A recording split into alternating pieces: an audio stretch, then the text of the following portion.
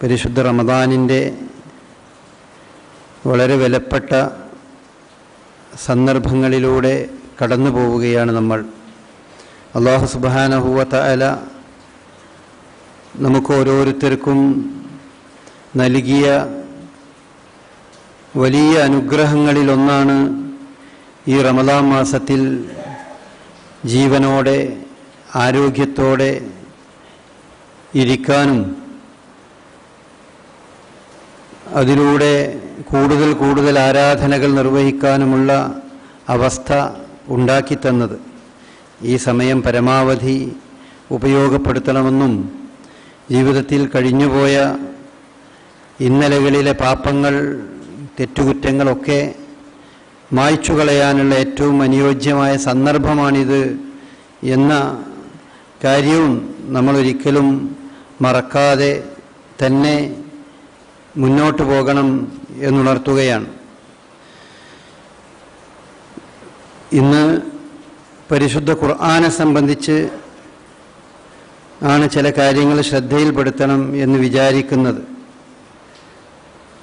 നമ്മൾ പലപ്പോഴും മനസ്സിലാക്കിയിട്ടുണ്ട്, ഇന്ന് ലോകത്ത് നിലനിൽക്കുന്ന വേദഗ്രന്ഥങ്ങളുടെ കൂട്ടത്തിൽ പരിശുദ്ധ ഖുർആനല്ലാത്ത മറ്റൊരു വേദഗ്രന്ഥവും അതിൻ്റെ ശരിയായ പകർപ്പോടുകൂടി അതിൻ്റെ ടെക്സ്റ്റോടുകൂടി നിലനിൽക്കുന്നില്ല. മറ്റുള്ളതെല്ലാം എല്ലാ മതവിശ്വാസികളുടെയും വേദഗ്രന്ഥങ്ങൾ ഇന്ന് നിലവിലുള്ളത് അതിൻ്റെ ട്രാൻസ്ലേഷനുകൾ മാത്രമേ ഉള്ളൂ. അത് അവതരിപ്പിക്കപ്പെട്ടു എന്ന് പറയപ്പെടുന്ന, അതല്ലെങ്കിൽ അത് എഴുതപ്പെട്ടു എന്ന് വിശ്വസിക്കപ്പെടുന്ന ഭാഷ പോലും ഇന്ന് പല വേദഗ്രന്ഥങ്ങളുടേതും ഇന്ന് ലോകത്ത് ജീവിച്ചിരിക്കുന്നില്ല. അതുകൊണ്ട് ഈ മഹാഭാഗ്യം സിദ്ധിച്ചവരാണ് പരിശുദ്ധ ഖുർആനിൻ്റെ അനുയായികൾ. അല്ലാഹു സുബ്ഹാനഹു വ തആലയുടെ വചനങ്ങളാണ്. അതിലുള്ള ഓരോ വാക്കുകളും അല്ലാഹു അവൻ നമ്മോട് സംസാരിക്കുന്നതാണ്, മനുഷ്യരോട് സംസാരിക്കുന്നതാണ്. അതുപോലെ ഈ പരിശുദ്ധ ഖുർആനിൽ ഒരു മാറ്റത്തിരുത്തലുകൾ ഇതുവരെ നടത്തിയിട്ടില്ല, ഒരാൾക്കും അത് നടത്താൻ സാധ്യവുമല്ല എന്ന് നേരത്തെ തന്നെ വിശുദ്ധ ഖുർആൻ ഉണർത്തിയതാണ്. ഇന്നാ നഹ്നു നസ്സൽന ദിക്റ വ ഇന്നാ ലഹു ലഹാഫിളൂൻ എന്ന് ഖുർആൻ നമുക്ക് പരിചയപ്പെടുത്തി തന്നിട്ടുണ്ട്, പറഞ്ഞു തന്നിട്ടുണ്ട്. നാം അതിനെ സൂക്ഷിക്കും. അങ്ങനെയുള്ളൊരു വേദഗ്രന്ഥം കയ്യിൽ കിട്ടിയ അതിൻ്റെ അനുയായികളാണ് നമ്മൾ. ആ വേദഗ്രന്ഥത്തോട് നമുക്കുള്ള ഒരുപാട് ബാധ്യതകളുണ്ട്. ലോകത്തിൻ്റെ വിവിധ ഭാഗങ്ങളിൽ ബുദ്ധിയുള്ള മനുഷ്യന്മാർ, അതുപോലെ ഉയർന്ന് ചിന്തിക്കുന്ന ആളുകൾ, പ്രശസ്തിയിൽ നിൽക്കുന്ന ആളുകളൊക്കെ ഇസ്ലാമിലേക്ക് കൂട്ടം കൂട്ടമായി കടന്നു വരുന്ന ഒരു കാലഘട്ടത്തിലാണ് നമ്മൾ ജീവിക്കുന്നത്. അവരെ അതിനൊക്കെ പ്രേരിപ്പിക്കുന്നത് യഥാർത്ഥത്തിൽ പരിശുദ്ധ ഖുർആൻ അവർക്ക് വായിക്കാൻ സാധിക്കുന്നു എന്നതാണ്. UK-യിലും അതുപോലെ തന്നെ ഫ്രാൻസിലുമൊക്കെ ഈ കഴിഞ്ഞ 10 വർഷത്തിനിടക്ക് 100,000-ത്തിലധികം പേരാണ് ഇസ്ലാം മതത്തിലേക്ക് കടന്നു വന്നത് എന്നാണ് കണക്ക് പറയുന്നത്. ജർമ്മനിയിൽ വർഷത്തിൽ 4,000-ത്തിലധികം ആളുകൾ ഇസ്ലാമിലേക്ക് കടന്നു വരുന്നുണ്ട്. അങ്ങനെ ലോകത്തിൻ്റെ എല്ലാ ഭാഗങ്ങളിലും, അമേരിക്കയിലും അതുപോലെ ഇങ്ങനെ എല്ലാ സ്ഥലങ്ങളിലും കൂട്ടം കൂട്ടമായി ആളുകൾ ഇസ്ലാമിലേക്ക് കടന്നു വരികയാണ്. പ്രസിദ്ധരായ വളരെയധികം പല കുത്തഴിഞ്ഞ് ജീവിച്ചിരുന്ന പല ആളുകളും ഇസ്ലാമിൻ്റെ മാർഗത്തിലേക്ക് കടന്നു വന്നത് നമുക്കറിയാൻ കഴിയും. പ്രസിദ്ധരായ പല ആളുകളുണ്ട്. മർമഡിയു പിക്താൾ, അദ്ദേഹം പരിശുദ്ധ ഖുർആൻ എഴുതിയ മനുഷ്യനാണ്. അദ്ദേഹത്തിൻ്റെ ഖുർആൻ പരിഭാഷ നമ്മളുടെയൊക്കെ പല ആളുകളുടെയും വീട്ടിലുണ്ട്. അദ്ദേഹം ഇസ്ലാമിലേക്ക് കടന്നു വന്നൊരു മനുഷ്യനാണ്. മാൽക്കം എക്സിനെ സംബന്ധിച്ച് കേൾക്കാത്തവരുണ്ടാവില്ല. അതുപോലെ തന്നെ മുഹമ്മദ് അലി ക്ലേ, അദ്ദേഹം കാൽഷ്യസ് ക്ലേ ആയിരുന്നു, നമുക്കറിയാം. അദ്ദേഹം അങ്ങനെയാണ്. അതുപോലെ തന്നെ മൈക്കൽ ജാക്സന്റെ സഹോദരനുണ്ട്, അദ്ദേഹം അദ്ദേഹം ഇസ്ലാമിലേക്ക് കടന്നു വന്ന ആളുകളാണ്. അതുപോലെ കാറ്റ് സ്റ്റീവൻസൺ, യൂസുഫുൽ ഇസ്ലാം എന്ന പേരിൽ വലിയ പോപ്പ് നായകനായിരുന്ന ആളുകൾ, അങ്ങനെ ഒരുപാട് ആളുകൾ, നമുക്കൊരു എണ്ണിയാൽ ഒതുങ്ങാത്ത അത്ര ആളുകൾ നിങ്ങൾക്ക് പരിശോധിച്ച് നോക്കിയാൽ നമുക്ക് കാണാൻ കഴിയും. അതുപോലെ കായിക രംഗങ്ങളിലുള്ള ആളുകൾ, അതുപോലെ തന്നെ കലാരംഗങ്ങളിലുള്ള ആളുകൾ, ധാരാളം ആളുകൾ ക്രിക്കറ്റ് രംഗത്തും ബാസ്കറ്റ്ബോൾ രംഗത്തും ഫുട്ബോൾ രംഗത്തൊക്കെ ഉള്ള വലിയ വലിയ ആളുകൾ, അവരൊക്കെ ഇസ്ലാമിലേക്ക് കടന്നു വരികയും ഇസ്ലാമിനെ സ്വീകരിക്കുകയും ചെയ്യുകയാണ്. അതുപോലെ സിനിമാ രംഗത്തും അതുപോലെ മറ്റു പല രംഗങ്ങളും വർദ്ധിച്ചിരുന്ന പല ആളുകൾ ഇസ്ലാമിലേക്ക് വരുന്നതാണ്. ഇവരെയൊക്കെ ഇസ്ലാമിലേക്ക് കൊണ്ടുവരുന്നതിലെ ഏറ്റവും പ്രധാനപ്പെട്ട ഒരു കണ്ണി ഈ പരിശുദ്ധ ഖുർആനാണ്. ഈ പരിശുദ്ധ ഖുർആനാണ്. ഖുർആൻ വായിക്കുകയും വായിക്കാൻ അവസരം കിട്ടുകയും ചെയ്യുമ്പോഴാണ് അവർ ഈ കുത്തഴിഞ്ഞ ജീവിതത്തിന് അവർ അർത്ഥം കണ്ടെത്തുന്നത്. അപ്പോഴാണ് ആ അർത്ഥം കണ്ടെത്തുമ്പോഴാണ് അവരുടെ ജീവിതത്തിൻ്റെ ഗതി ശരിയല്ല എന്ന് മനസ്സിലാക്കി അത് എത്ര വലിയ സാമ്പത്തിക നഷ്ടങ്ങളുണ്ടെങ്കിലും അവരതൊക്കെ മാറ്റി നിർത്തിക്കൊണ്ട് ഇസ്ലാമിനെ പുൽകുകയാണ് ചെയ്യുന്നത്. അങ്ങനെ തേടി പിടിച്ചുകൊണ്ട് ഇസ്ലാമിനെ ഈ ഖുർആനിലൂടെ കണ്ടെത്തുന്ന ലോകത്തിൻ്റെ വിവിധ ഭാഗങ്ങളിലുള്ള ധാരാളം അമുസ്ലിങ്ങൾ അവരിൽ നിന്നൊക്കെ എത്രയോ വ്യതിരിക്തമായി വ്യത്യസ്തമായി ജനിച്ചു വീണത് തന്നെ പരിശുദ്ധ ഖുർആനിൻ്റെ അനുയായികളായിക്കൊണ്ടും പരിശുദ്ധ ഖുർആൻ പാരായണം ചെയ്യുന്ന വീടുകളിൽ മാതാപിതാക്കളുടെ മക്കളായിക്കൊണ്ട് ജനിച്ചു വീണവരാണ് നമ്മൾ. നമുക്കൊന്നും അവർക്കൊന്നും അനുഭവിക്കേണ്ടി വന്ന അത്ര ത്യാഗവും പ്രയാസവും ബുദ്ധിമുട്ടൊന്നും നമുക്കൊന്നും ഈ വിഷയത്തിൽ അനുഭവിക്കേണ്ടി വന്നില്ല. നമ്മുടെ വീട്ടിൽ ഖുർആനുണ്ട്, പരിശുദ്ധ ഖുർആനിൻ്റെ പതിപ്പുകളുണ്ട്, ട്രാൻസ്ലേഷനുകളുണ്ട്, എല്ലാം നമ്മുടെ വീട്ടിൽ സുലഭമായി നമ്മുടെ മുമ്പിലുണ്ട്. അത് വായിച്ച് അതിലൂടെ അത് ഗ്രഹിക്കാൻ ഉള്ള കഴിവും പ്രാപ്തിയും അതിനുള്ള സാഹചര്യമൊക്കെ നമ്മളുടെ കൂട്ടത്തിലുണ്ട്. അപ്പം അതുകൊണ്ട് മറ്റു പലരെക്കാളും ഈ അർത്ഥത്തിൽ വലിയ ഭാഗ്യം സിദ്ധിച്ച നമ്മൾ എന്നുള്ള നിലക്ക് ഖുർആനോട് നമുക്കുള്ള ബാധ്യത, മറ്റാരെക്കാളും നമുക്കുള്ള ബാധ്യതകൾ നമ്മൾ നിർവഹിക്കാൻ തയ്യാറാകണം. അതിലൊന്നാമത്തെ ബാധ്യത ഖുർആനിൽ വിശ്വസിക്കുക എന്നുള്ളത് തന്നെയാണ്. ഖുർആനിൽ വിശ്വസിക്കുക.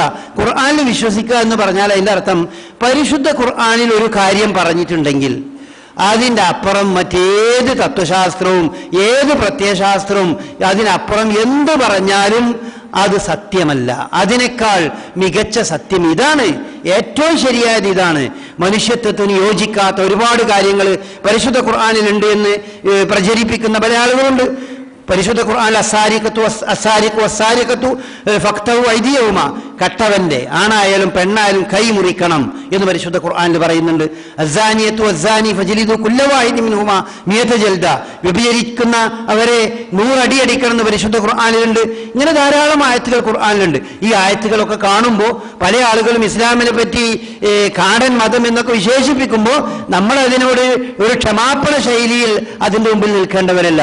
ഈ പറഞ്ഞത് ഇത് അല്ലാഹു സുബ്ഹാനഹു വ തആല പറഞ്ഞതാണ്. ഇത് ലോകം സൃഷ്ടിച്ച സൃഷ്ടാവിന്റെ വാക്കുകളാണ്. ഇതിനേക്കാൾ സത്യമായെന്ന് പറയാൻ മനുഷ്യർക്കൊരാൾക്കും സാധ്യമല്ല എന്ന് മനസ്സിലാക്കുകയും അതിൻ്റെ പ്രസക്തി എന്ത്, എങ്ങനെയാണ് ഇത് ഇത്ര കൃത്യമായി ഈ രീതിയിൽ പറയുമ്പോൾ അതിൻ്റെ ബുദ്ധിപരമായ വശമെന്ത് എന്ന് അന്വേഷിക്കുകയല്ലാതെ ഇത് ബുദ്ധിക്ക് യോജിക്കുന്നതാണോ അല്ലേ, ഇത് കാടത്തമാണോ, അത് ഓതാൻ തന്നെ അത് പറയാൻ തന്നെ മടിക്കുകയും ചെയ്യുന്നൊരവസ്ഥ ഒരു മുസൽമാന്റെ കയ്യിലുണ്ടാകാൻ പാടില്ല. അതുപോലെ തന്നെയാണ് ഫൻകിഹു മാ താബലക്കും മിനൻ നിസാഇ മസ്നാ വ സുലാസ വ റുബാ, പരിശുദ്ധ ഖുർആൻ പറഞ്ഞ സംഗതിയാണ്. നിങ്ങൾക്ക് 4 വിവാഹം ചെയ്യുന്നത് അനുവദിച്ചൊരു മതമാണ് ഇസ്ലാം. 4 വിവാഹം ചെയ്യുന്നത് അനുവദിച്ചൊരു മതമാണ്. വിവാഹം ചെയ്യാൻ വേണ്ടി കൽപ്പിച്ച മതമല്ല, വിവാഹം ചെയ്യണമെന്ന് പ്രോത്സാഹിപ്പിച്ച മതമൊന്നുമല്ല, മറിച്ച് 4 വിവാഹം ആവശ്യമാകുന്ന സന്ദർഭത്തിൽ അനുവദിച്ച മതമാണ് ഇസ്ലാം. അത് പറയാൻ അത് പരിശുദ്ധ ഖുർആൻ വളരെ വ്യക്തമായി സൂറത്തുൻ നിസായിൽ പറയുമ്പോൾ ഒരു ഖുർആനിൽ വിശ്വസിക്കുന്ന ഒരാളെ സംബന്ധിച്ചിടത്തോളം അവന് അതന്നെയാണ്, അതിൽ യാതൊരു ചാഞ്ചല്യം ഉണ്ടാകാൻ പാടില്ല.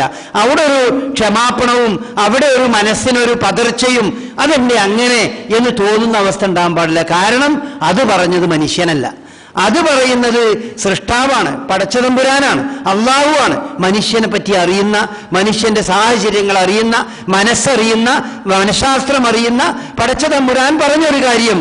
അതുകൊണ്ട് തന്നെ അതിൽ യാതൊരു പൊയ് വാക്കുകളില്ല, പതിരുകൾ അതിലില്ല എന്നുറച്ചു വിശ്വസിക്കേണ്ടവരാണ് നമ്മൾ. അപ്പോ ഖുർആനിൽ പറയുന്നതാണ് പരമമായ സത്യം എന്ന് നമ്മൾ അടിയുറച്ച് വിശ്വസിക്കുകയാണ് ഒന്നാമതായി ഖുർആനോട് നമുക്കുള്ള ബാധ്യത. അതുകൊണ്ട് ഒരു വിഷയം അത് ഖുർആനിൽ പറഞ്ഞിട്ടുണ്ട് എന്ന് പറഞ്ഞാൽ അതിന് നമ്മൾ ഏറ്റവും കൂടുതൽ അതിന് ആദ്യം മുൻഗണന നൽകേണ്ടത് ആ കാര്യത്തിനാണ്. ഖുർആനിൽ പറഞ്ഞിട്ടുണ്ടോ എങ്കിൽ അതൊന്ന് നോക്കണമല്ലോ, അതൊന്ന് പഠിക്കണമല്ലോ എന്നാണ്. പരിശുദ്ധ ഖുർആൻ ആളുകളെ, അമുസ്ലിങ്ങളായ പല ആളുകളെയും ആകർഷിച്ചിരിക്കുന്നത് അവരുടെ ജീവിതവുമായി തട്ടിച്ചു നോക്കുന്ന വിഷയത്തിൽ ഖുർആന്റെ ചെറിയ ചെറിയ പരാമർശങ്ങളാണ്. ഖുർആൻ ഒന്നാകെ വായിച്ചു പഠിച്ചിട്ടൊന്നുമല്ല ഇവരാരും ഇസ്ലാമിലേക്ക് കടന്നു വരുന്നത്. മറിച്ച് ഖുർആനിലെ ചെറിയ വാക്കുകൾ, ഒരായത്ത്, അത് വായിക്കുമ്പോൾ അതിൽ അവർക്ക് കാണാൻ കഴിയുകയാണ്, അതിലൊരു ദിവ്യത്വം കാണാൻ കഴിയുകയാണ്, അതിലൊരു അള്ളാഹുവിന്റെ വചനം കാണാൻ കഴിയുകയാണ്. ഇപ്പൊ അടുത്ത കാലത്ത് ഈ ഒരു വലിയ പ്രസിദ്ധനായ ഫുട്ബോൾ കളിക്കാരനായ കാക്ക എന്ന് പറയുന്ന പേരിൽ അറിയപ്പെടുന്ന അദ്ദേഹം അടുത്ത കാലത്ത് പറയുകയുണ്ടായി, അദ്ദേഹം ഖുർആൻ ധാരാളം കേൾക്കാൻ ഇഷ്ടപ്പെടുന്ന ഒരാളാണ്. അദ്ദേഹം ദുബായിൽ വന്ന സന്ദർഭത്തിൽ അദ്ദേഹം പറഞ്ഞു, ഞാൻ ധാരാളം ഖുർആൻ കേൾക്കുന്നുണ്ട്, പക്ഷെ എനിക്ക് ഉറപ്പാണ് ഈ ഖുർആൻ എന്ന് പറഞ്ഞത് മനുഷ്യന്റെ വചനമല്ല എന്ന് ഉറപ്പാണ് എന്നാണ് കാക്ക എന്ന് പറയുന്ന നമ്മളെ ചെറുപ്പക്കാർക്കൊക്കെ പരിചയമുള്ള ആ ഫുട്ബോൾ കളിക്കാരൻ അടുത്ത കാലത്ത് പറഞ്ഞതാണ്. ഫുട്ബോൾ കളിക്കാരുടെ ഇടയിൽ ധാരാളം ആ രീതി ചിന്തിക്കുന്ന ആളുകളുണ്ട്. കാക്ക അങ്ങനെ പറഞ്ഞിട്ടുണ്ടെങ്കിൽ കാക്കയുടെ വലിയ ഫാൻസായി നടക്കുന്ന ആളുകളുണ്ട്. ഒരു ഖുർആനൊന്ന് വായിച്ചു നോക്കിയിട്ട് പോലും ഉണ്ടാവില്ല, ഖുർആനൊന്ന് കേൾക്കുന്ന രീതി പോലും അവർക്ക് ഉണ്ടാവില്ല. അപ്പൊ നമ്മെ സംബന്ധിച്ചിടത്തോളം ഇത്തരം സംഗതികളിൽ നമ്മളുടേതായ നിലപാടുകൾ, നമ്മൾ ഖുർആനോടുള്ള ബാധ്യത നമ്മൾ നിർവഹിക്കണം. അതിൽ പെട്ടതാണ് ഖുർആനുള്ള ഈ വിശ്വാസം. രണ്ടാമത്തെ സംഗതി ഖുർആൻ ഓതുക എന്നുള്ളത് തന്നെയാണ്. ഖുർആൻ ഓതണം, അത് ശരിക്കും ഓതാൻ കഴിയണവനും ഓതാൻ കഴിയാത്ത തപ്പിത്തടഞ്ഞ് ഓതുവാനും കഴിയണം. രണ്ടുപേരെ പറ്റി റസൂലുള്ളാഹി സ്വല്ലല്ലാഹി അലൈഹി വസല്ലം പറഞ്ഞു, അൽ മാഹിറു ബിൽ ഖുർആനി മഅ സഫറത്തിൽ കിറാമിൽ ബററ.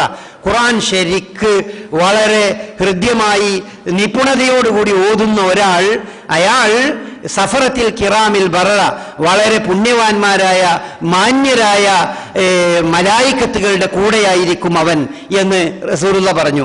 വല്ലദീ യഖറഉ വയതതഅത, ഖുർആൻ ഓതുകയും തപ്പിത്തടഞ്ഞുകൊണ്ട് ഖുർആൻ ഓതുകയും ചെയ്യുന്ന ഒരാൾ വഹു അലൈഹി ഷാഖുൻ ലഹു, അവന് ഖുർആൻ ഓതാൻ വളരെ ബുദ്ധിമുട്ടുണ്ട്. ഖുർആൻ ഓതാൻ അവർ കഴിയണില്ല, അക്ഷരങ്ങൾ മനസ്സിലാകണില്ല, അക്ഷരങ്ങൾ പഠിച്ചിട്ടില്ല, ചെറുപ്പത്തിൽ നോക്കിയിട്ടില്ല, ഇപ്പൊ എടുത്ത് നോക്കുമ്പോൾ അക്ഷരങ്ങളിലൂടെ ശരിക്കും ഓതാൻ കഴിയുന്നില്ല. എന്നാലും തപ്പിത്തടഞ്ഞുകൊണ്ടെങ്കിലും ആ ഖുർആൻ ഓതുന്നുള്ള ആളുണ്ട്. ലഹു അജ്റാനി, അവന് 2 പ്രതിഫലമുണ്ട്. ഒന്ന് ഖുർആൻ ഓതുന്ന പ്രതിഫലവും, രണ്ടാമത്തത് അവൻ അനുഭവിക്കുന്ന ബുദ്ധിമുട്ടിനും പ്രത്യേകമായ പ്രതിഫലവും. അപ്പോ അറിയാൻ നമ്മൾക്ക് ഓതാൻ കഴിഞ്ഞാലും കഴിഞ്ഞിട്ടില്ലെങ്കിൽ ഉള്ളതനുസരിച്ച് പരിശുദ്ധ ഖുർആൻ ഓതണം. ആ പാരായണത്തിന് പ്രതിഫലമുള്ള ഒരു സംഗതിയാണ്. നമ്മൾ പലപ്പോഴും പറയുന്ന ഒരു കാര്യമാണ്, ഒരു പുസ്തകം വായിക്കുന്നത് കൊണ്ട് മാത്രം വലിയ പ്രതിഫലം ഒരാൾക്ക് വാങ്ങാൻ കഴിയുന്നത് പരിശുദ്ധ ഖുർആൻ മാത്രമാണ്. അതിലെന്താ പറഞ്ഞതെന്ന് അറിയില്ലെങ്കിൽ പോലും അതിന്റെ അർത്ഥം അറിയണ്ടെന്നല്ല, അറിയില്ലെങ്കിൽ പോലും ആ വായിക്കുന്നതിന്, പാരായണം ചെയ്യുന്നതിന് പ്രതിഫലമുള്ള ഏക പുസ്തകം അത് പരിശുദ്ധ ഖുർആനാണ്. അതുകൊണ്ട് തന്നെ ആയിരിക്കണം പരിശുദ്ധ ഖുർആന് അൽ ഖുർആൻ എന്ന് പേര് നൽകിയിട്ടുള്ളത് അല്ലാഹു സുബ്ഹാനഹു വ തആല. ഖുർആൻ എന്ന വാക്കിന്റെ അർത്ഥം വായന എന്നാണ്, വായിക്കുക എന്നാണ്. റസൂലുള്ളാഹി സ്വല്ലല്ലാഹി അലൈഹി വസല്ലമ പറയുകയുണ്ടായി, ഖുർആൻ വായനയെ പറ്റി റസൂലുള്ളാഹി സ്വല്ലല്ലാഹി അലൈഹി വസല്ലമ പറയുകയുണ്ടായി, ഖുർആൻ നിങ്ങൾ വായിക്കണം, അത് ഖുർആൻ ഓരോ ഹർഫിനും നിങ്ങൾക്ക് പ്രതിഫലമുണ്ട്. എന്നിട്ട് റസൂലുള്ളാഹി പറഞ്ഞു, അലിഫ് ലാം മീം ലാ അഖുലു അലിഫ് ലാം മീം ഹർഫുൻ, അലിഫ് ലാം മീം ഒരു ഹർഫാണ് എന്ന് ഞാൻ പറയില്ല. അലിഫ് ഒരു ഹർഫ്, ലാം മറ്റൊരു ഹർഫ്, മീം മറ്റൊരു ഹർഫ്, ഓരോ അക്ഷരങ്ങളാണത്. ആ ഓരോ അക്ഷരത്തിലും നിങ്ങൾക്ക് പ്രതിഫലമുണ്ട് എന്ന് റസൂലുള്ളാഹി സ്വല്ലല്ലാഹി അലൈഹി വസല്ലം പറഞ്ഞു. അറിയാത്ത അക്ഷരങ്ങളാണ്, അർത്ഥറിയാത്ത ഒരു പദമാണ് അലിഫ് ലാം മീം എന്നുള്ളത്. ആ പദം ആണ് റസൂലുള്ളാഹി ഖുർആൻ പാരായണത്തിന്റെ പ്രതിഫലം നമുക്ക് പറഞ്ഞു തരാൻ വേണ്ടി നമുക്ക് ഉദാഹരിച്ചു തന്നിട്ടുള്ളത്. അതുകൊണ്ട് അർത്ഥം അറിയില്ലെങ്കിലും ഖുർആൻ വായിക്കുക എന്നുള്ള ഖുർആനോട് നമുക്ക് ചെയ്യാനുള്ള വലിയൊരു ബാധ്യതയാണ്. നമ്മൾ ആലോചിച്ചു നോക്കേണ്ട സംഗതി, നമ്മളത് എത്ര വായിക്കാറുണ്ട്? അതാണല്ലോ പ്രധാനപ്പെട്ട സംഗതി. നമ്മൾ വായിക്കാറ് എത്ര ഉണ്ട്? പരിശുദ്ധ റമദാനിൽ ധാരാളം വായിക്കുന്ന ആളുകളുണ്ട്, അത്രയും നല്ലത് തന്നെയാണ്. ചില ആളുകൾ പറയും റമദാനിൽ കുറയാണ്ട് വായിച്ചുകൊണ്ട് വലിയ കാര്യമൊന്നുമില്ല. വലിയ കാര്യമുണ്ട്, റമദാനിൽ മാത്രം റമദാനിൽ വായിച്ചാൽ അതിന്റെ അത്രയും പുണ്യമുണ്ട്. പക്ഷെ നമ്മൾ ആലോചിക്കേണ്ടത്, റമദാനിൽ വായിക്കുന്ന ഈ ഖുർആൻ വായന അത് നമ്മൾ അല്ലാത്ത കാലങ്ങളിലേക്ക് കൊണ്ടുപോകണം. നമ്മളെ സംബന്ധിച്ചിടത്തോളം വീട്ടിൽ ഖുർആൻ ഉണ്ടല്ലോ, എല്ലാവരും വീട്ടിലുണ്ട്. അത് പൊതിഞ്ഞു വെച്ച സ്ഥലങ്ങളുണ്ടാവും. വളരെ ഭവ്യതയോടുകൂടിയും ബഹുമാനത്തോടു കൂടിയും ഖുർആനെ നോക്കിക്കാണുന്ന ആളുകളുണ്ട്. പക്ഷെ അത് വായിച്ചു നോക്കുക, വീട്ടിലെ പ്രായം ചെന്നവർക്ക് വായിച്ചു നോക്കാനുള്ള ഒന്നായിട്ടാണ് പലരും അതിനെ കാണുന്നത്. വീട്ടിലെ ചെറുപ്പക്കാരായ കുട്ടികൾ, ചെറുപ്പക്കാരായ പെൺകുട്ടികളും ആൺകുട്ടികളും ഖുർആൻ എന്നും അല്ലെങ്കിൽ ഖുർആൻ സമയം കിട്ടുമ്പോഴൊക്കെ ഖുർആൻ വായിച്ചു നോക്കുന്ന ഒരു ശീലം അവർ വളർത്തേണ്ടതുണ്ട്. കാരണം ഖുർആൻ എന്ന് പറയുന്നത് അള്ളാഹു സുബ്ഹാനഹു വ തആലയുടെ വാക്കുകളാണ്, മനുഷ്യന്റെ വാക്കുകളല്ല, അള്ളാഹു മനുഷ്യന് ഇറക്കിയ വാക്കുകളാണ്. മാത്രമല്ല റസൂലുള്ളാഹി പറഞ്ഞു, ഇഖ്റഉൽ ഖുർആൻ ഫഇന്നഹു യഅതി യൗമൽ ഖിയാമത്തി ഷഫീഅൻ ലിഅസ്ഹാബിഹി. നിങ്ങൾ ഖുർആൻ ഓതണം, ഖുർആൻ വായിക്കണം. ആ ഖുർആൻ നിങ്ങൾക്ക് ഖിയാമത്ത് നാളിൽ നിങ്ങൾക്ക് ശഫാഅത്ത് നൽകിക്കൊണ്ട് ശുപാർശകനായിട്ട് വരും. എങ്ങനെയാണ് നമ്മൾ ഓതിയ ഖുർആൻ? ചില ആളുകൾ ധാരാളമായി ഓതുന്ന ആളുകളുണ്ട്. ഖത്തം തീർക്കുക എന്ന് പറഞ്ഞ രൂപത്തിൽ ഖത്തം അവസാനിപ്പിക്കുന്നവരെ, ആദ്യം മുതൽ അവസാനം വരെ ഖുർആൻ ഓതി തീർക്കുന്ന, പല പ്രാവശ്യം ഓതി തീർക്കുന്ന, റമദാൻ മാസത്തിൽ തന്നെ 5ഉം 8ഉം 10ഉം പ്രാവശ്യമൊക്കെ റമദാൻ മുഴുവൻ ഓതി തീർക്കുന്ന ആളുകളുണ്ട്. അങ്ങനത്തെ ആളുകൾ അത്രയും നല്ലത് തന്നെയാണ്. അതിന്റെ അർത്ഥം എല്ലാ ജോലിയൊക്കെ ഒഴിവാക്കിയിട്ട് ഈ ഫുൾ ടൈം ഇത് ഓതിയിരിക്കണം എന്നല്ല ഈ പറഞ്ഞതിന്റെ അർത്ഥം. നമ്മൾ ഒഴിവുള്ള സമയം തന്നെ ഓതിയാൽ നമുക്കൊരു റമദാനിൽ 1ഓ 2ഓ പ്രാവശ്യം എന്തായാലും ഖുർആൻ മുഴുവൻ ഓതി തീർക്കാൻ നമുക്ക് കഴിയും. നമ്മൾ ശ്രദ്ധിച്ചാൽ മതി. പള്ളിയിൽ വരുന്ന സമയത്ത്, ജമാഅത്തിന് വേണ്ടി വരുന്ന സമയത്ത് 5ഓ 10ഓ മിനിറ്റോ നേരത്തെ വന്നിട്ട് ആ 5-10 മിനിറ്റ് നേരത്തെ വന്ന് ഖുർആൻ ഇങ്ങനെ ഓതിയാൽ കുറേ നമുക്ക് ഒരു ദിവസം 5 പ്രാവശ്യം അങ്ങനെ ചെയ്താൽ നമുക്ക് ഖുർആൻ കുറേ ഓതാൻ കഴിയും. ആ രീതിയിൽ ഖുർആൻ ഓതുമ്പോൾ അത് പരലോകത്ത് നമുക്കൊരു ശുപാർശയായിട്ട് വരും. അള്ളാന്റെ മുമ്പിൽ ഈ വരികൾ എഴുന്നേറ്റ് നിന്ന് പറയും, പരിശുദ്ധ ഖുർആനെ ഓതിയ ആളാണ് ഇയാൾ, ഖുർആൻ ഓതിയ മനുഷ്യനാണ് എന്ന് ഈ ഖുർആന്റെ വരികൾ എഴുന്നേറ്റ് നിന്ന് പറയും.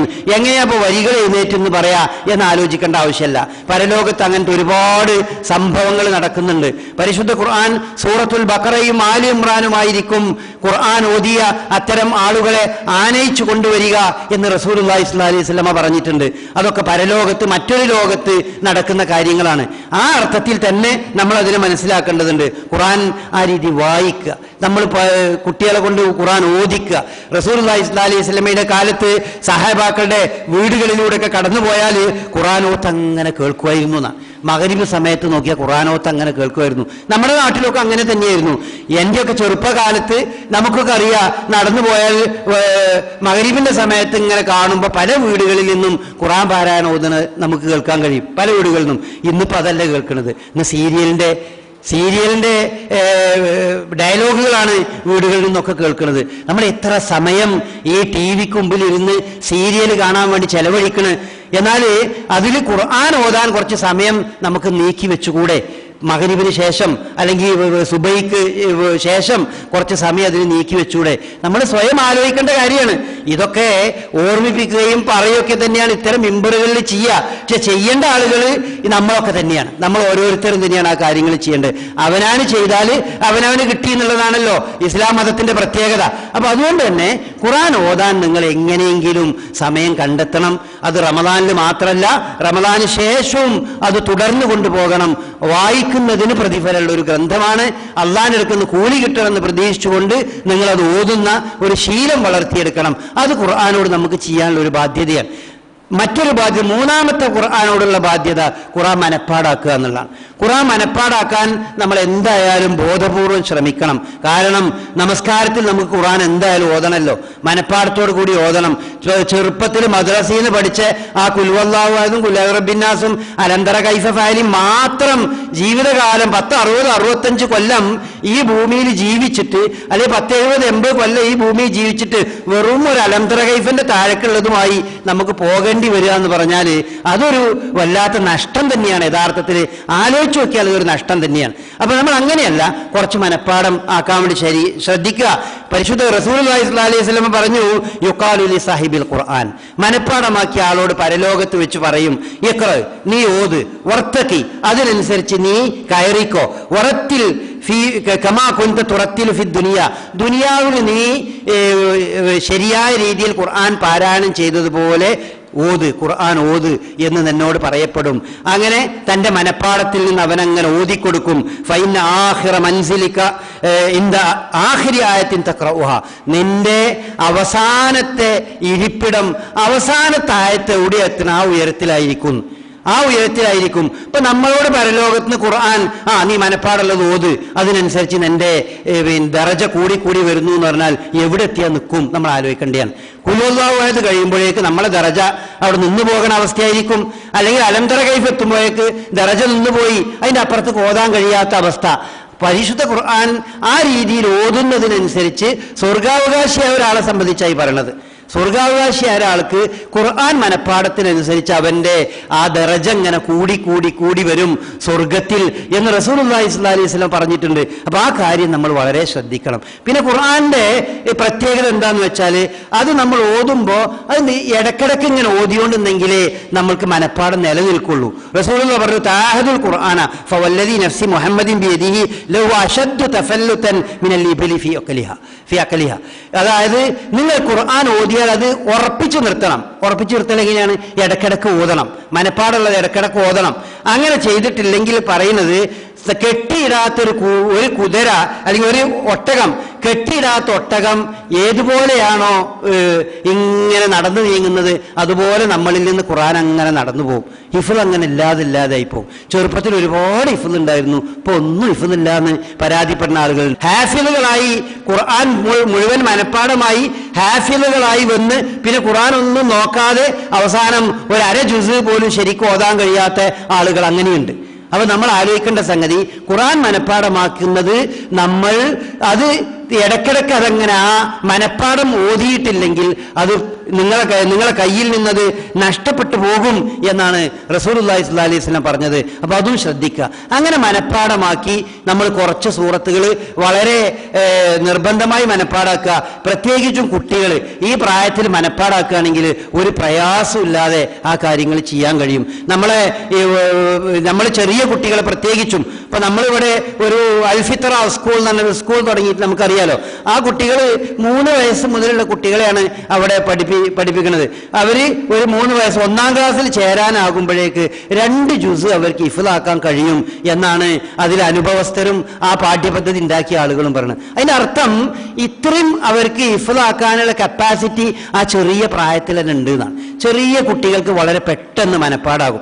ആ മനപ്പാടം പെട്ടെന്നാകുന്ന കുട്ടികളെ നമ്മൾ നഴ്സറികളിലും മറ്റുമൊക്കെ ഒരുപാട് പലവിധ ഗാനങ്ങളും മറ്റുമൊക്കെ പഠിപ്പിച്ചു കൊടുക്കുന്നുണ്ട്.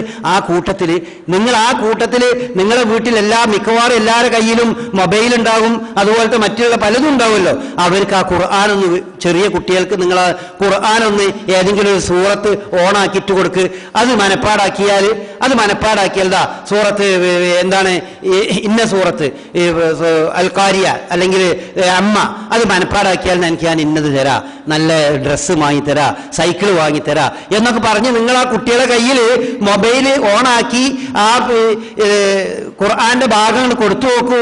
അവരൊരു 4-5 ദിവസം കൊണ്ട് അല്ലെങ്കിൽ ഏതായാലും ഒരാഴ്ച കൊണ്ട് എന്തായാലും അവര് അമ്മ കാണാതെ പഠിക്കും. എത്ര വയസ്സുള്ള കുട്ടി? ഒരു 5 വയസ്സ് 4 വയസ്സ് 6 വയസ്സൊക്കെ ഉള്ള കുട്ടി അമ്മ ഉറപ്പാ കുട്ടി ഒരാഴ്ച കൊണ്ട് കാണാതെ പഠിക്കും. നല്ല ഓഫർ കൊടുക്കണം. കാരണം കുട്ടിക്ക് അള്ളാന്റെ അടുക്കൽ വലിയ പ്രതിഫലം ഉണ്ടാകും എന്ന് പറയുന്നതിനേക്കാൾ കുട്ടിയെ ആകർഷിക്കുക, ആ പ്രായത്തിൽ ആകർഷിക്കുക. സൈക്കിൾ കിട്ടും, ഒരു സൈക്കിൾ വാങ്ങിത്തരാ, അത് വാങ്ങിത്തരാ, ഇത് വാങ്ങിത്തരാ എന്നൊക്കെ പറയാം. നമ്മൾ പലതിനും പല തരം ഓഫറുകൾ കൊടുക്കാറുണ്ടല്ലോ. ആ ഓഫറുകൾ കുട്ടിക്ക് നിങ്ങൾ ഖുർആൻ പഠിക്കുന്നതിന് കൊടുത്തു നോക്കൂ എന്നാൽ ആ കുട്ടി എന്തായാലും പഠിക്കും. നിങ്ങൾക്ക് വീട്ടിലെ മൊബൈലാണ് ാണെങ്കിലും ശരി, അതല്ലെങ്കിൽ മറ്റേത് ഇത്തരം ഇലക്ട്രോണിക് സംവിധാനങ്ങളാണെങ്കിലും അതങ്ങനെ കേട്ട് പഠിക്കും. ആ കേട്ട് പഠിക്കുന്നത് കുട്ടി ഓതിയാല് നമ്മളെ മറ്റ് ഓത്തുപോലെയാവില്ല, നല്ല സ്ഫുടതയോടുകൂടി അക്ഷരശുദ്ധിയോടുകൂടി ശരിയായ ഉച്ചാരണത്തോടു കൂട്ടി അങ്ങനെ തന്നെ ഓതും കുട്ടികൾ. അങ്ങനെ തന്നെ കുട്ടി ഓതും, ഒരു പ്രയാസമില്ല. നമ്മൾ അക്ഷരശുദ്ധിന്റെ പ്രശ്നമൊന്നും അവിടെ ഇല്ല. കാരണം അങ്ങനത്തെ നല്ല ഖുർആൻ ഓത്ത് കിട്ടുന്ന ഭാഗമുണ്ട്, അതങ്ങനെ വെച്ചു കൊടുത്താൽ മതി. കുട്ടി അതിന്റെ പിന്നാലെ അങ്ങനെ ഓതിയും. അപ്പൊ അങ്ങനെയൊക്കെ പല രീതിയിലും കുട്ടികളെ ചെറുപ്പം മുതൽ തന്നെ രക്ഷിതാക്കൾ ശ്രദ്ധിച്ച് അവർക്ക് മനപ്പാടുണ്ടാക്കി കൊടുക്കാൻ ശ്രമിക്കുക. അത് വളരെ പ്രധാനപ്പെട്ട ഒരു സംഗതിയാണ്. ആ കുട്ടി അങ്ങനെ ഉയർന്ന പദവിയിലെത്തും. രക്ഷിതാക്കളും കുട്ടികളും മക്കളും രക്ഷിതാക്കളും സ്വർഗാവകാശികളാണെന്ന് വിചാരിക്കുക.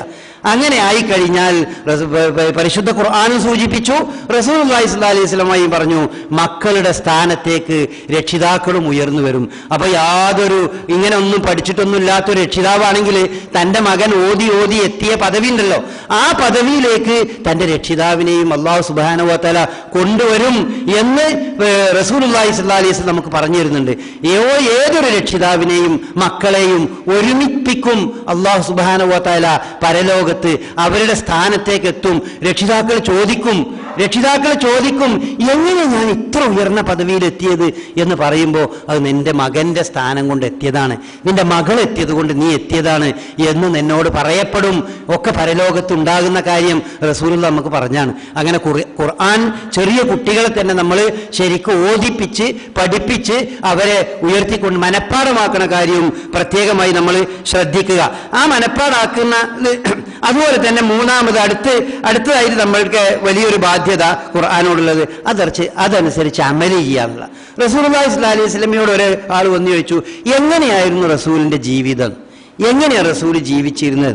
അപ്പോ ആയിഷ റളിയല്ലാഹു അൻഹ ചോദിച്ചു, നീ ഖുർആൻ നീ വായിച്ചിട്ടില്ല, ഓതിയിട്ടില്ല, ഖുർആനൊക്കെ നീ വായിച്ച് പഠിച്ചിട്ടില്ല എന്ന് വെച്ചു. ഞാൻ ഖുർആൻ വായിച്ച് പഠിച്ചിട്ടുണ്ട്. എന്നാ അതന്നെയാണോ? കാന ഖുൽഖുഹു അൽ ഖുർആൻ, അതന്നെയായിരുന്നു നബീന്റെ സ്വഭാവം. നബിന്റെ സ്വഭാവം ഖുർആനിൽ പറഞ്ഞ പോലെയാണ്. അപ്പൊ നമ്മൾ ഖുർആൻ ധാരാളം ഓതുന്ന പല ആളുകളുണ്ട്. അത് എന്താണ് ശരിക്ക് പരിഭാഷ വെച്ച് ഓതുന്ന ധാരാളം ആളുകളുണ്ട്, അതിന്റെ അർത്ഥമൊക്കെ മനസ്സിലാക്കി ഓതുന്ന ആളുകളുണ്ട്. പക്ഷെ അവരുടെ സ്വഭാവ രൂപീകരണത്തിൽ അത് പലപ്പോഴും പങ്കുവഹിക്കണില്ല. ഖുർആനിൽ പറയുന്ന കുറേ കാര്യങ്ങളുണ്ട്, സ്വഭാവ രംഗത്തുണ്ട്, പണം ചെലവഴിക്കുന്ന രംഗത്തുണ്ട്, അതുപോലെ പെരുമാറ്റ രംഗത്ത് ഒരുപാട് കാര്യം പരിശുദ്ധ ഖുർആൻ പറയുന്നുണ്ടല്ലോ. അത് പരമാവധി ജീവിതത്തിലേക്ക് കൊണ്ടുവരാൻ നമ്മൾ ശ്രമിക്കേണ്ടതുണ്ട്. ഇബ്നു മസ്ഊദ് റളിയല്ലാഹു അൻഹു പറയുകയുണ്ടായി, കാന റജുലു മിന്നാ ഇദാ തഅല്ലമ അശ്റ ആയാത്തിൻ ലം യുജാവിസുന്ന ഹത്താ യഅരിഫ മആനിഹിന്ന വൽ അമൽ ബിഹിന്ന. ഞങ്ങളൊക്കെ രീതി എന്താന്ന് വെച്ചാൽ, ഇബ്നു മസ്ഊദ് റളിയല്ലാഹു അൻഹു പറയാണ്, ഞങ്ങളൊക്കെ രീതി ഒരു 10 ആയത്ത് ഞങ്ങളാണ്ട് മനഃപ്പാഠമാക്കി പഠിച്ചു കഴിഞ്ഞാൽ ആ 10 ആയത്തിന്റെ ആശയം എന്താണെന്ന് ഞങ്ങൾ പഠിക്കും, പിന്നെ അതനുസരിച്ച് അമലും ചെയ്യും, എന്നിട്ട് ഞങ്ങൾ പിന്നെ അടുത്തയിലേക്ക് പോകും. അങ്ങനെയാണ് ഞങ്ങൾ ചെയ്യാറുണ്ടായിരുന്നത് എന്ന് അദ്ദേഹം പറയുന്ന ഒരു ഹദീസ് നമുക്ക് കാണാൻ കഴിയും. അപ്പൊ ചുരുക്കി പറഞ്ഞാൽ അത് വളരെ ശ്രദ്ധിക്കേണ്ട ഒരു സംഗതിയാണ്. നമ്മൾ ഖുർആൻ വായിക്കുന്ന സംഗതിന്റെ നേരെ ഓപ്പോസിറ്റ്, ഖുർആനിൽ പറഞ്ഞതിന്റെ നേരെ ഓപ്പോസിറ്റ് നമ്മളുടെ ജീവിതം ഉണ്ടാകാൻ പാടില്ല. ജീവിതം അതിനനുസരിച്ച് ഇങ്ങനെ മോൾഡ് ചെയ്ത് കൊണ്ടുവരണം, അതിനനുസരിച്ച് പാകപ്പെടുത്തി കൊണ്ടുവരണം.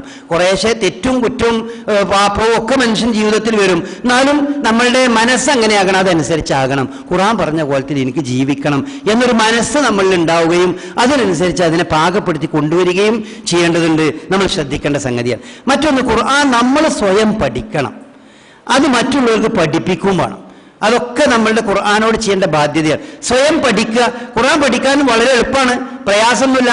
വലഖദ് യസ്സർനൽ ഖുർആന ലിദ്ദിക്രി ഫഹൽ മിൻ മുദ്ദക്കിർ, വളരെ എളുപ്പമാക്കിയിട്ടുണ്ട് എന്നാണ്. നമുക്കിന്ന് ഇതിന് എല്ലാ സാധ്യതകളുണ്ട്.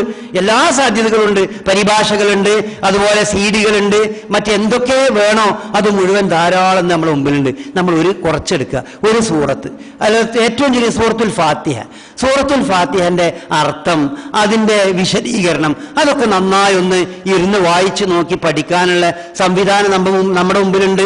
അതിനുള്ള പരിഭാഷകൾ നമ്മുടെ കയ്യിലുണ്ട്. അതൊക്കെ മുഴുവൻ വായിച്ചു നോക്കിയിട്ട് അതിൽ പറഞ്ഞ കാര്യങ്ങൾ, സൂറത്തുൽ ഫാത്തിഹയിൽ പറഞ്ഞ കാര്യങ്ങൾ നമുക്ക് മറ്റൊരാൾക്ക് പറഞ്ഞു കൊടുക്കാലോ. ഇത്രയും സംഗതി പറഞ്ഞിട്ടുണ്ട്, ആ സംഗതി മറ്റൊരാൾക്ക് നമുക്ക് പറഞ്ഞു കൊടുക്കാൻ പറ്റും. അങ്ങനെ മറ്റൊരാൾക്ക് നമ്മൾ പറഞ്ഞു കൊടുക്കുമ്പോൾ നമ്മൾക്ക് അതിനെപ്പറ്റിയൊരു ചെറിയ നല്ലൊരു ധാരണയും അറിവും നമ്മുടെ ഇടയിൽ ഉണ്ടാണ്ട്. ആ രീതിയിൽ നമ്മൾ ആ കാര്യങ്ങൾ ശ്രദ്ധിക്കേണ്ടതുണ്ട്. അതാണ് റസൂലുള്ളാഹി പറഞ്ഞ ഖൈറുക്കും മൻ തഅല്ലമൽ ഖുർആന വഅല്ലമഹു. നിങ്ങളിൽ ഏറ്റവും ഉത്തമൻ എന്ന് പറയുന്നത് ഖുർആൻ പഠിക്കുകയും അത് പഠിപ്പിക്കുകയും ചെയ്യുന്ന ആളുകളാണ്. ഖുർആൻ അവനാൻ സ്വന്തം പഠിച്ച് അല്ലെങ്കിൽ മറ്റുള്ളവർ ഏതെങ്കിലും രീതിയിൽ പഠിച്ചിട്ട് അത് മറ്റുള്ളവർക്ക് അതിനെപ്പറ്റി ഇങ്ങനെ പറഞ്ഞു കൊടുക്കുക. ഖുർആനിൽ അങ്ങനെ ഉണ്ട്, ഇങ്ങനെ ഉണ്ട്, ഖുർആനിൽ പറയണ ഈ ആയത്തൊന്ന് ചെന്ന് വായിച്ചു നോക്ക്, എന്തൊരു മാധുര്യല്ലേ, ഇതിന്റെ ആശയം നിനക്ക് ഞങ്ങളെക്കാൾ കൂടുതൽ മനസ്സിലാകും എന്നൊക്കെ പറയാവുന്ന ഒരുപാട് ആയത്തുകൾ ഉണ്ടാവും. ഓരോ ആയത്തുകളിലും ഓരോ അത് വായിച്ച് പഠിച്ചു നോക്കുമ്പോൾ അതിലേക്ക് നമ്മൾ ശ്രദ്ധ ആ വിഷയത്തിൽ കൊടുക്കുക. അവസാനമായി ഖുർആനോടുള്ള വലിയൊരു ബാധ്യതയിൽപ്പെട്ടതാണ് തദബ്ബുറുൽ ഖുർആൻ. ഖുർആനെ പറ്റി ആഴത്തിലുള്ള ഗവേഷണം. അത് ഖുർആൻ പറഞ്ഞതാണ്, അഫലാ യതദബ്ബറൂനൽ ഖുർആൻ, നിങ്ങൾ ഖുർആനെ പറ്റി തദബ്ബർ നടത്തുന്നില്ലേ, ആഴത്തിൽ നിങ്ങൾ ചിന്തിച്ച് പഠിക്കുന്നില്ലേ?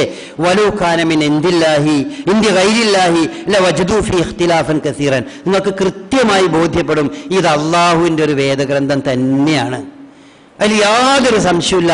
നിങ്ങൾ ആഴത്തിൽ പഠിച്ചാൽ ഇത് അള്ളാഹു അല്ലാത്ത വേറെ ഏതെങ്കിലും ഒരാളാണ് ഈ ഖുർആൻ നമ്മൾക്ക് നൽകിയത് എന്നുണ്ടെങ്കിൽ ഒരുപാട് വൈരുദ്ധ്യങ്ങൾ കാണാമായിരുന്നു. അതൊന്നുമില്ലതിൽ നിങ്ങൾക്ക് കൃത്യമായിട്ട് ബോധ്യമാവും ഇത് പടച്ചോന്റെ ഗ്രന്ഥമാണ്. ആയത്ത് എന്ന് പറഞ്ഞാൽ അതാണ് അർത്ഥം. ആയത്ത് എന്നാൽ അടയാളം എന്നാണ്. എന്തിന്റെ അടയാളം? അള്ളാഹുവിന്റെ വേദഗ്രന്ഥമാണ്, പടച്ചോന്റെ കലാമാണ് ഖുർആൻ എന്നുള്ളതിന്റെ ആയത്തുകളാണ് ഖുർആനിൽ മുഴുവൻ ഉള്ളത്. അപ്പൊ ഖുർആനിലെ ആയത്തിനെ പറ്റി നമ്മൾ ആഴത്തിൽ നമ്മൾ ചിന്തിച്ചു നോക്കി പഠിച്ചാൽ നമുക്ക് മനസ്സിലാവും. അത് ഓരോരുത്തർക്കും എല്ലാവർക്കും അതിന് സാധിക്കണ സംഗതി. ഖുർആൻ പഠിച്ച് മനസ്സിലാക്കുക, അവനവന്റെ ഫീൽഡിലുള്ള സംഗതികൾ പഠിക്കുക. അപ്പോൾ മാത്തമാറ്റിക്സ് ധാരാളം പഠിച്ചൊരു അതിനെപ്പറ്റി ആഴത്തിൽ പഠിച്ച ആളുകൾ നമ്മുടെ ഇടയിലുണ്ടാവും. അതുപോലെ മെഡിക്കൽ സയൻസ് ആഴത്തിൽ പഠിച്ച ആളുകളുണ്ടാവും. അതുപോലെ തന്നെ കമ്പ്യൂട്ടർ സയൻസ് ആഴത്തിൽ പഠിച്ച ആളുകളുണ്ടാവും. അതുപോലെ കെമിസ്ട്രിയും സോഷ്യോളജിയും അതുപോലെ പൊളിറ്റിക്സും ഒക്കെ ആഴത്തിൽ പഠിച്ച ആളുകൾ നമ്മളുണ്ടാവും. അവർ അതുമായി ബന്ധപ്പെട്ട ഖുർആന്റെ ആയത്തുകളും കൂടി ഒന്ന് കണക്ട് ചെയ്തുകൊണ്ട് അവർ വായിക്കാനും പഠിക്കാനും ശ്രദ്ധിച്ചാൽ വലിയ അത്ഭുതങ്ങൾ അവർക്ക് കാണാൻ കഴിയും. ഇപ്പോ ഡോക്ടർ കെയ്ത്ത് മൂറിനെ സംബന്ധിച്ച് നമുക്കറിയാലോ. ഈ അദ്ദേഹം ഇസ്ലാം മതത്തിലേക്ക് വന്നത്, അദ്ദേഹം വലിയൊരു ഫിസിഷ്യനായിരുന്നു. എംബ്രിയോളജിയിലെ ലോക പ്രശസ്തനായ തന്നെ ഒരു പണ്ഡിതനും ഒരു ഡോക്ടറും ആയിരുന്നല്ലോ കെയ്ത്ത് മൂർ എന്ന് പറയുന്ന അദ്ദേഹം. പിൽക്കാലത്ത് ഇസ്ലാമിലേക്ക് കടന്നു വന്ന എന്താണ്? അദ്ദേഹം പരിശുദ്ധ ഖുർആനിൽ അദ്ദേഹം പഠിച്ച ഒരു ഏരിയ ഉണ്ട്. ആ ഏരിയയിൽ ഭയങ്കര ആഴത്തിൽ അദ്ദേഹം പഠിച്ചിട്ടുണ്ട്.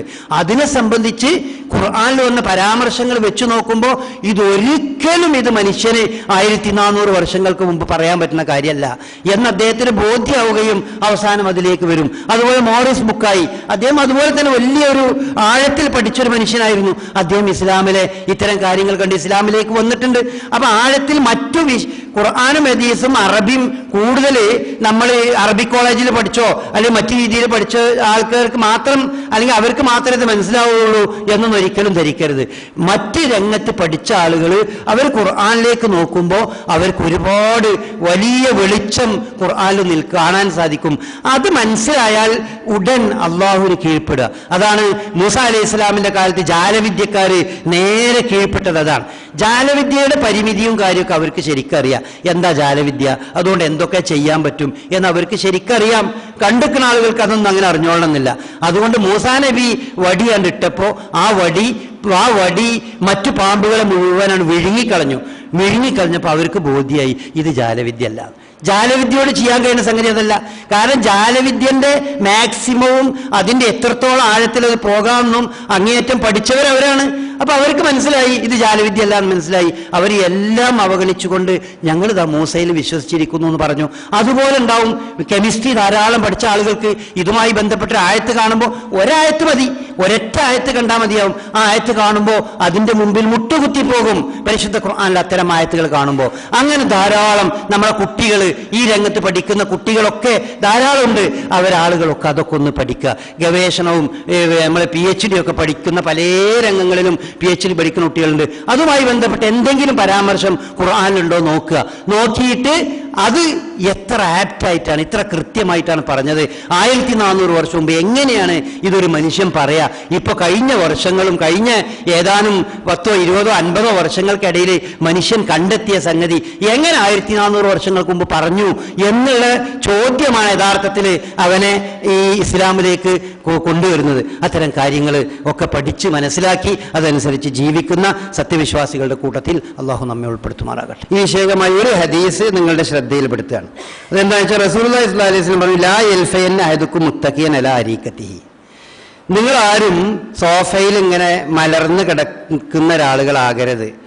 യഖൂൽ, എന്നിട്ട് ഇങ്ങനെ പറയാം, സോഫയിൽ മലർന്ന് കിടന്ന് സുഖിയന്മാരായി ജീവിതത്തെ ആ രീതി നോക്കിയിട്ട് ഇങ്ങനെ പറയാം, അതാ കിതാബുല്ലാഹി, ഇത് അള്ളാന്റെ കിതാബ് ഇതാണ്, വജദ്നാ ഫീ ഹറാമൻ ഹറംനാഹു, ഇതിൽ ചില ഹറാമും ഒക്കെ ഞങ്ങൾ കണ്ടു, അത് ഞങ്ങൾ ഹറാമാക്കാം. വമാ വജദ്നാ ഫീ ഹറാമൻ ഹലാലൻ ഹല്ലൽനാഹു, ഇതിലുള്ള ഹലാല് അത് ഞങ്ങൾ എടുക്കും, ഇതിലുള്ള ഹറാമ് അത് നമ്മൾ സ്വീകരിക്കും. അതിന്റെ അപ്പുറത്തേക്ക്, ഇനി ഖുർആന്റെ അപ്പുറത്തേക്ക് യാതൊന്നും ഞങ്ങൾ സ്വീകരിക്കൂല എന്ന് പറഞ്ഞുകൊണ്ടിരിക്കുന്ന ഒരു ആളുകൾ എന്ന ഒരു വിഭാഗം പിൽക്കാലത്ത് വരാനുള്ള ആളുകളെ പറ്റി റസൂലുള്ളാഹി പറഞ്ഞതാണ്. അങ്ങനത്തെ കുറച്ച് ആൾക്കാർ പിൽക്കാലത്ത് വരും. ഖുർആൻ തന്നെ ഉള്ളൂ, അതിൻ്റെ അപ്പുറത്തേക്ക് ഖുർആന്റെ അപ്പുറത്തേക്ക് വേറൊന്നും വേണ്ട എന്ന് സോഫയിലും ചാരിയും ഇരുന്ന് സുഖിയന്മാരായിക്കൊണ്ട് ജീവിതത്തിന്റെ പ്രയാസങ്ങളിൽ നിന്ന് അല്ലെങ്കിൽ മതം ആചരിക്കുന്നതിന്റെ പ്രയാസങ്ങളിൽ നിന്നൊക്കെ ഓടി ഒളിച്ചുകൊണ്ട് പറയുന്ന ആളുകളുണ്ടാവും. എന്നാൽ മനസ്സിലാക്കാല, ഇന്നി ഊതീതുൽ ഖുർആന വ മിസ്ലഹു മഅഹു, ഖുർആനും അതിൻ്റെ കൂടെ തന്നെ എനിക്ക് അതുപോലെ മറ്റൊന്നും എനിക്ക് അള്ളാഹു നൽകിയിട്ടുണ്ട്. അഥവാ ഈ ഖുർആന്റെ വിശദീകരണം അതാണ് സുന്നത്ത്. റസൂലുള്ളാഹി സ്വല്ലല്ലാഹി അലൈഹി വസല്ലമ നമുക്ക് വിശദീകരിച്ചു തന്ന നബി സല്ലല്ലാഹി അലൈഹി വസല്ലമയുടെ സുന്നത്ത്. അപ്പൊ ഖുർആൻ നമ്മൾ പറയുമ്പോൾ പരിശുദ്ധ ഖുർആനോടൊപ്പം തന്നെ റസൂലുള്ളാഹി സ്വല്ലല്ലാഹി അലൈഹി വസല്ലമയുടെ സുന്നത്ത് തീരെ വേണ്ട എന്നൊരു നിലപാട് നമ്മളിൽ ഉണ്ടാകാൻ പാടില്ല. ഈ ഖുർആനിൽ നമസ്കരിക്കണം എന്നേ പറഞ്ഞിട്ടുള്ളൂ, നിസ്കരിക്കേണ്ടത് എങ്ങനെയാന്നുള്ളത് റസൂലുള്ളാഹി പറഞ്ഞിട്ടുള്ളത്. നോമ്പ് നോൽക്കണം എന്നേ പറഞ്ഞിട്ടുള്ളൂ, അതിന്റെ മറ്റു കാര്യങ്ങൾ റസൂലുള്ളാഹി പറഞ്ഞത്. ഹജ്ജ് ചെയ്യണം എന്നേ പറഞ്ഞിട്ടുള്ളൂ, ഹജ്ജിന്റെ വിശദീകരണം അങ്ങനെയാണ്. സക്കാത്തിനെ സംബന്ധിച്ച് സക്കാത്ത് കൊടുക്കണം എന്നേ ഖുർആൻ പറഞ്ഞിട്ടുള്ളൂ, സക്കാത്തിന്റെ ബാക്കി കാര്യങ്ങൾ അത് റസൂലുള്ളാഹി പറഞ്ഞാണ്. അങ്ങനെ ഖുർആന്റെ പൂർത്തീകരണമായി തന്നെയാണ് റസൂലുള്ളാഹി സ്വല്ലല്ലാഹി അലൈഹി വസല്ലമയുടെ സുന്നത്ത്. ഈ ഖുർആനും സുന്നത്തും അതാണ് നമ്മുടെ ജീവിതത്തിന്റെ ആധാരം. അതിൻ്റെ അപ്പുറത്തേക്കുള്ളത് ഒന്നും നമ്മളെ സംബന്ധിച്ചിടത്തോളം മതത്തിന്റെ അടിത്തറയും മതത്തിന്റെ ആധാരവുമല്ല. അതനുസരിച്ച് നമ്മൾ ജീവിതത്തെ കെട്ടിപ്പടുക്കുക. അള്ളാഹു അനുഗ്രഹിക്കുമാറാകട്ടെ.